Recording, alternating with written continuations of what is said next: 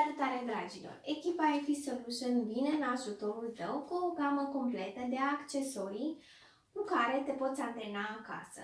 În aceste săptămâni, când nu vei putea ajunge la sală pentru a avea grijă de sănătatea ta, vreau să-ți prezint câteva idei de antrenamente pe care le poți face cu ușurință acasă. Primul set de antrenamente mă voi folosi de mini-bezele de rezistență de la Lebart. Primul set de exerciții vei lucra 30 de secunde, pauză, vei avea 30 de secunde. Voi începe cu banda cea gri de la Lebart de rezistență mare, care o voi așeza deasupra genunchilor. Și începem cu 30 de secunde de air squats.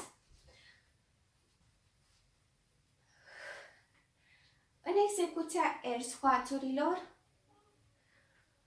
genunchii rămân ușor flexați pe ridicare, ritmul de execuție este mai alert decât un squat normal.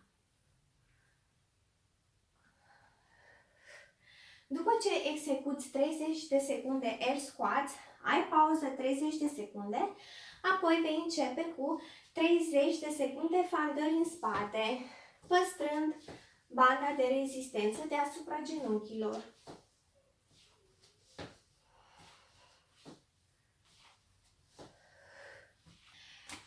Pauză 30 de secunde, după care vei executa Halo Rocks.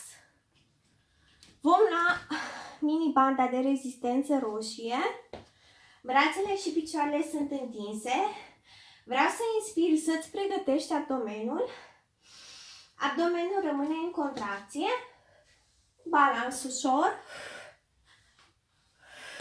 picioarele nu ating solul. Abdomenul este în contracție.